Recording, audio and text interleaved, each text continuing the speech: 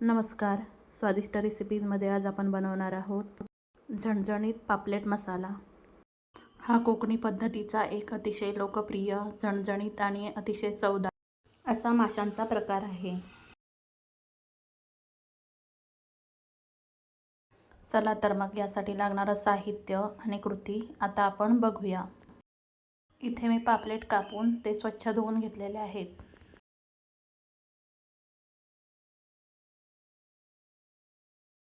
आता याच्यामध्ये आपल्याला थोडीशी हळद आणि मीठ घालायचं आहे.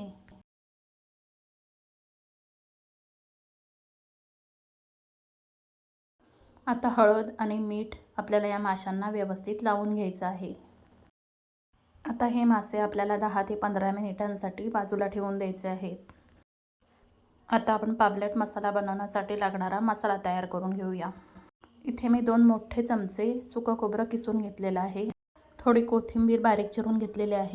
एक मोठा कांदा उभा चिरून घेतलेला आहे. थोडं आलं घेतलेलं आहे आणि एक अख्खा लसूण सोलून घेतलेला आहे आणि 2 चमचे गरम मसाला घेतलेला आहे. इथे मी 2 बेडगी मिरची आणि 2 संकेश्वरी मिरची तासभर पाण्यामध्ये भिजत घातलेल्या आहेत. आता आपण कांदा खोबरं भाजून घेणार आहोत. आता इथे एका कढईमध्ये मी खोबरं भाजून घेणार आहे. मंद गॅसवर ही खोबरं आपल्याला खरपूस भाजून घ्यायचं आहे.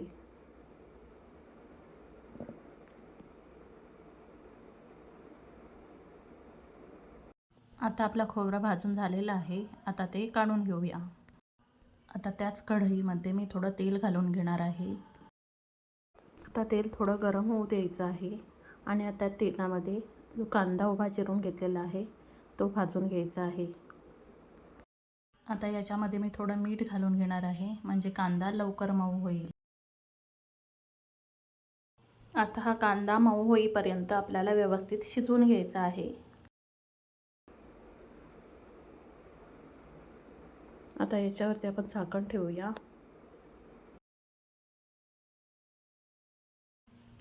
आणि कांदा मऊ होईपर्यंत मंद गॅसवर आपल्याला व्यवस्थित शिजवून घ्यायचं आहे.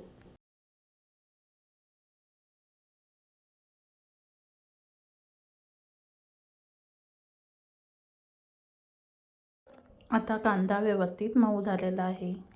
आता हा कांदा आपल्याला थंड करून घ्यायचा आहे. आता इथे एक मी मिक्सरचं भांडं घेतलेलं आहे. त्याच्यामध्ये मी आलं, लसूण आणि कोथिंबिरीची पेस्ट करून घेतलेली होती. त्याच्यामध्ये आता भाजलेला कांदा आणि जे सुकं खोबरं आपण भाजून घेतलं होतं ते घालायचं आहे. त्याचबरोबर आलं, लसूण आणि कोथिंबीर कच्चीच याच्यामध्ये घालायची आहे.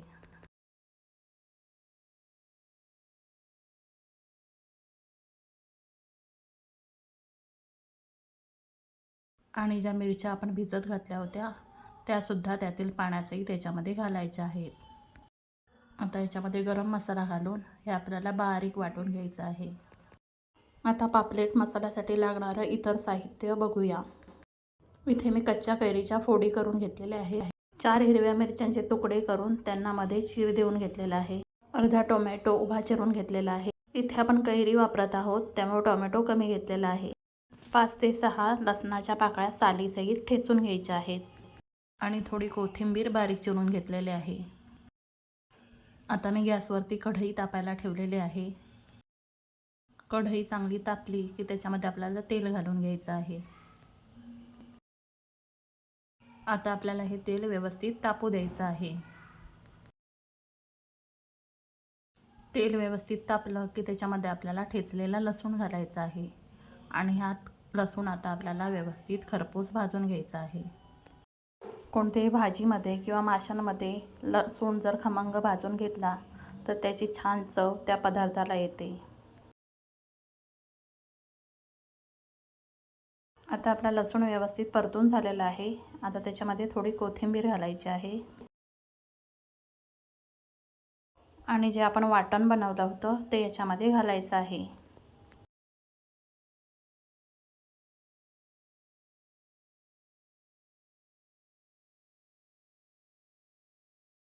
आता हे वाटण आपल्याला तेलामध्ये व्यवस्थित परतून घ्यायचं आहे.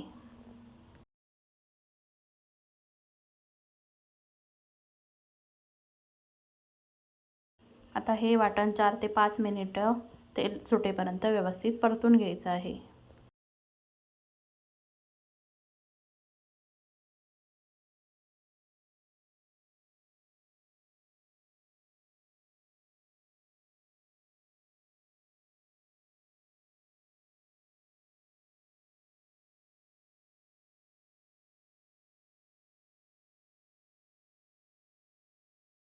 आता आपला मसाला व्यवस्थित परतून झालेला आहे.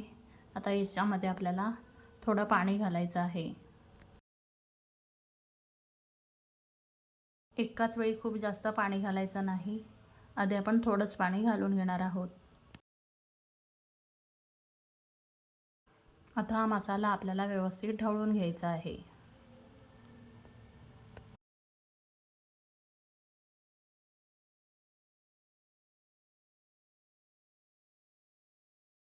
आता हा मसाला जरा जास्तच घट्ट वाटतोय, त्यामुळे याच्यामध्ये मी थोडं अजून पाणी घालून घेणार आहे. आता हा मसाला पुन्हा एकदा व्यवस्थित ढवळून घ्यायचा आहे आणि याला एक उकळी येऊ द्यायची आहे.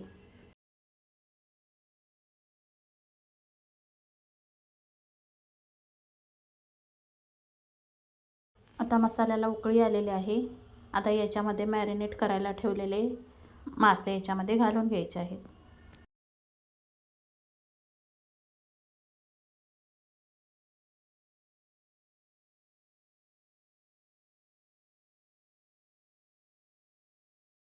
आता याच्यामध्ये चवीनुसार मीठ घालायचं आहे.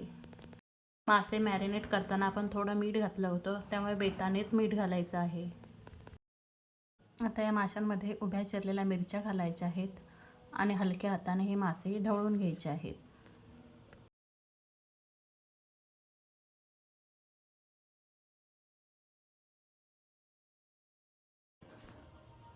आता हे मासे आपल्याला व्यवस्थित शिजू द्यायचे आहेत.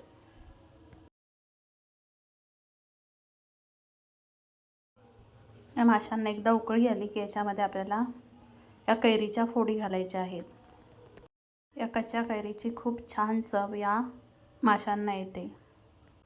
कैरी नसेल तर कोकम किंवा चिंच तुम्ही इथे वापरू शकता. इथे उभा चिरलेला टोमॅटोसुद्धा आपण घालून घेणार आहोत. आता हे मासे आपल्याला व्यवस्थित शिजवून घ्यायचे आहेत.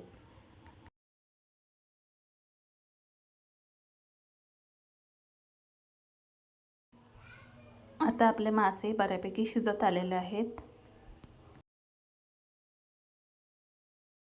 आता याच्यावरती झाकण ठेवायचं आहे आणि मध्यम गॅसवरती 2 ते 3 मिनिटे हे मासे व्यवस्थित शिजवून घ्यायचे आहेत.